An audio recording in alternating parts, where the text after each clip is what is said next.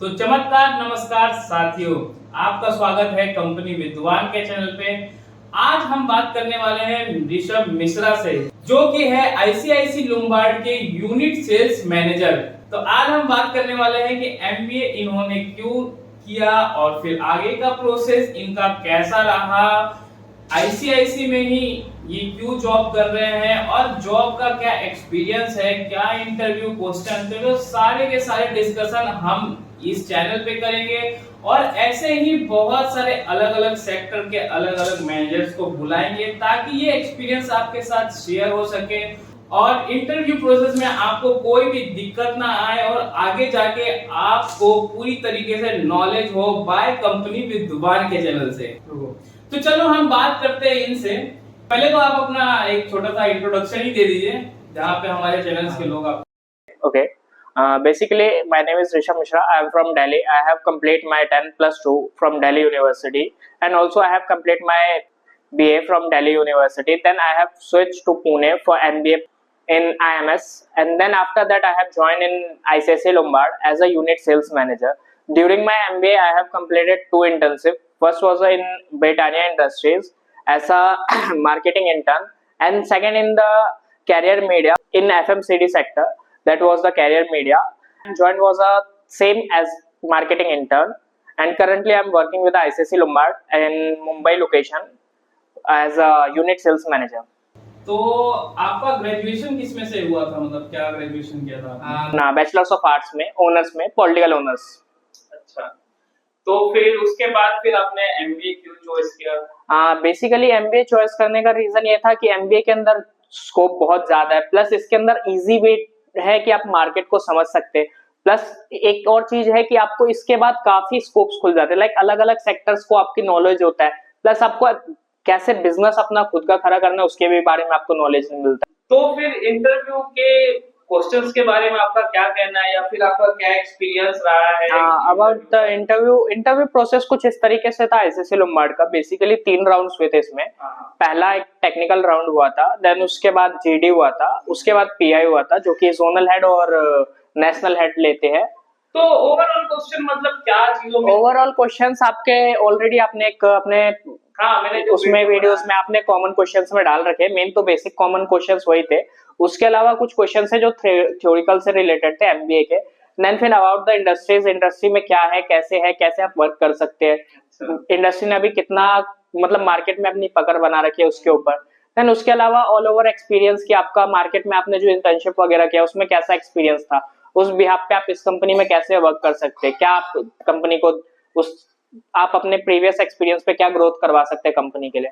So basically यही सब questions थे, मतलब यही 3 टाइप के क्वेश्चंस थे और बाकी जो नॉर्मल कॉमन क्वेश्चंस होते हैं वो थे। और बहुत सारे लोग कमेंट्स करते हैं कि काम पता नहीं होता है आईसीआईसी लोम्बार्ड का। काम देखिए, एक्चुअली आईसीआईसी लोम्बार्ड भी काफी टाइप के वर्टिकल्स है। आईसीआईसी बेसिकली लोम्बार्ड जो है आईसीआईसी ग्रुप का है, आई बैंक एम्प्लॉय कहलाते हैं, आई बैंक कहलाता है। सो इसके अंदर वर्टिकल्स हैं अलग अलग, लाइक मोटर इंश्योरेंस, देन अपना एसएमई, देन बैंक का। मैं बेसिकली बैंक का चैनल में वर्क करता हूँ। इसमें हमको बेसिक जो काम रहता है वो रहता है जो होम लोन हो रहे हैं, लाइक कोई भी पर्सन अगर होम लोन लेता है तो उसका होम लोन सिक्योर करने का, लाइक उसको 3 तरीके से इसमें कंबाइंड प्रोडक्ट रहता है। आईसीआईसी प्रूडेंशियल और आईसीआईसी लोम्बार्ड के कंबाइंड प्रोडक्ट रहता है जो कि हम लोग सेल करते हैं एज अ लोन के साथ। जो भी होम लोन होता है ओनली होम लोन पर्सन को मिलता है। उसके अंदर उसको 3 बेनिफिट्स डिफरेंट दिया जाता है। पहला रहता है उसमें कि अगर डेथ कवर, लाइक किसी भी तरीके से अगर जो भी कस्टमर है, जो मेन जिसने लोन लिया, जिसका सैलरी लिया गया, उसको अगर कुछ हो जाता है इन फ्यूचर तो उसका लोन वहीं पे वेव ऑफ हो जाएगा। देन सेकंड रहता है उसकी फैमिली के लिए बहुत ही मार्केट के मुकाबले, इवन खुद आईसीआईसी के रेट के ही मुकाबले उसका जो हेल्थ कवर का ये फैमिली कवर इसमें दिया है वो भी बहुत चीपेस्ट है। मतलब खुद अगर आप आईसीआईसी का रिटेल प्रोडक्ट में देखने जाएंगे तो बहुत कॉस्टली है, अराउंड आप 1.5% एक्स्ट्रा उस पर जोड़ दीजिए, और यही वो सस्ते में यहाँ देता है। तो ये एक इजी वे हो जाता है कस्टमर को कन्विंस करने के लिए। एक तो उसको मार्केट रेट से बहुत कम प्राइस में मिलता है, देन ये होम लोन के साथ उसको मिलता है, तो इसके लिए उसको कोई एक्स्ट्रा प्रोसेस है। तो आपका मतलब होम लोन का है कि इसको जो भी आपको सिक्योर करना है लोन, राइट। कुछ भी अगर प्रॉपर्टी भी डैमेज होती है तो प्रॉपर्टी भी उसको बनवाने के लिए जो खर्चा वगैरह आएगा वो सब भी बैंक उसको प्रोवाइड करती है। मतलब ए टू जेड उसने अगर लोन लिया है होम लोन और तो उसको सिक्योर करने का काम है। अच्छा, तो ओवरऑल मतलब इसमें प्रोसेस क्या होता है? अगर कोई कस्टमर आता है आपसे बात करता है तो आपका मतलब उस पे क्या मतलब कैसा बेसिकली देखिए, कोई भी कस्टमर जब हमारे पास आता है तो फर्स्ट ऑफ ऑल तो हम लोगों का ये रहता है कि आईसीआईसीआई लोम्बार्ड का क्लेम रेशियो बहुत अच्छा है। हाँ। 99.7% है। हाँ, वो जो कि बहुत ही मार्केट में अच्छा है। प्लस एक पॉइंट ये रहता है कि उसके पास पहले से उसके पास जो भी इंश्योरेंस वगैरह कुछ भी रहता है तो वो बेसिकली उसका प्राइस ज्यादा रहता है। यहाँ पे जो भी उसको मिलता है लोन के साथ वो सिर्फ उसके लोन को कवर करने के लिए और उसको और उसकी फैमिली को कवर करने के लिए रहता है। सो उसमें इतना उसको चीपेस्ट प्राइस में मिलता है कि वो इजीली कन्वर्ट हो जाता है। देन सेकंड थॉट, अगर कस्टमर को कभी कुछ प्रॉब्लम लगती है तो डायरेक्टली वो बैंक को कांटेक्ट कर सकता है। इसमें कोई एजेंट का पार्ट रोल नहीं रहता। जो भी रिटेल इंश्योरेंस हम लेते हैं कोई भी बैंक से जाके या किसी भी एजेंट के थ्रू, तो उसमें एक एजेंट का पार्ट रहता है। कभी कभार वो स्विच हो जाता है ना, एजेंट बेसिकली कंपनी स्विच करते रहते हैं और एक ही एजेंट 4 से 5 कंपनी की एजेंसी लेके रखता है, तो वैसे में कस्टमर्स को प्रॉब्लम होती है। बट यहाँ पे वो डायरेक्ट बैंक से जोड़ते हैं। डायरेक्ट है तो उनका कमीशन हाँ, उनको कमीशन का कुछ इशू नहीं है, उनको कमीशन कुछ पे करने की जरूरत नहीं है। प्लस कुछ भी इन फ्यूचर प्रॉब्लम होती है तो नियर बाय ब्रांच में भी विजिट कर सकते हैं। जरूरी नहीं कि उनको उस एजेंट के थ्रू ही करना पड़े। सो एक ये इजी वे टू है कस्टमर्स के लिए भी। प्लस इसके अंदर इन्होंने पूरा सॉफ्टवेयर पे बना रखा है कि मतलब आपको क्लेम वगैरह करना हो तो भी आप सॉफ्टवेयर के जरिए कर सकते हैं, एक ऐप के जरिए। सो कस्टमर को काफी इजी वे लगता है, तो इस वजह से कस्टमर भी इजीली हैंडल हो जाता है। मतलब आपका काम ओवरऑल मतलब एवरेज ऑन एवरेज गुड है या बैड है आपके हिसाब से? क्योंकि वैसे तो आपके वर्क कल्चर पे डिपेंड करता है, पर बाकी तो आप बताइए। देखिए, काम इसका जो है वो काफी मतलब इजी वे टू है। अगर करना चाहे आप सही तरीके से तो काम ज्यादा हार्ड नहीं है। बिकॉज आपको लीड सामने से मिलती है, आपको मार्केट में कहीं भागने की जरूरत नहीं है। जो नॉर्मल कोई भी काम रहता है उसमें मार्केट में आपको भागना पड़ता है, घूमना पड़ता है, भटकना पड़ता है। बस इसमें आपको मिली मिलाई लीड मिलती है, आपको बस उनको कन्वर्ट करना रहता है, उनको कन्विंस करना रहता है। वो टोटली आपके कन्विंसिंग पावर के ऊपर डिपेंड करता है। मतलब या तो आप कॉल करके कन्विंस कर सकते हो, या तो हाँ, तो फिर आप मार्केट उनसे विजिट करें, उनके रिलेशन बनाएं राइट छोटा सा, और फिर देन उनको कन्वर्ट करें। राइट। प्लस इसके अलावा आप गुड और बैड का एक्सपीरियंस बोलेंगे तो एक्सपीरियंस जो रहता है ना, वो वर्क कल्चर जो आपके सराउंडेड पीपल रहते हैं, जो भी आपके मैनेजर्स या आपके कलीग्स हैं, उनके हिसाब से आपका एक्सपीरियंस अच्छा या बुरा साबित होता है। अगर आपको अच्छे मिलते हैं, आपके कलीग सपोर्टिव है, आपको सपोर्ट करते हैं, देन आपके मैनेजर सपोर्टिव है, आपको सपोर्ट करते हैं, तो आपका ओवरऑल एक्सपीरियंस अच्छा ही रहेगा। बट समटाइम्स ऑफ अगर आपको मैनेजर अच्छे नहीं मिलते, कलीग्स अच्छे नहीं मिलते, तो आपका ऑटोमेटिकली वो बैड एक्सपीरियंस में कन्वर्ट हो जाएगा। तो इसमें मैं ये जानना चाहता हूँ कि लोग बोलते हैं कि चलो मैं आ तो गया हूँ इसमें, पर आगे मेरा क्या फ्यूचर है इस कंपनी में? डेजिग्नेशन के कितने सालों में पड़ती है? सैलरी स्ट्रक्चर कैसा पड़ता है?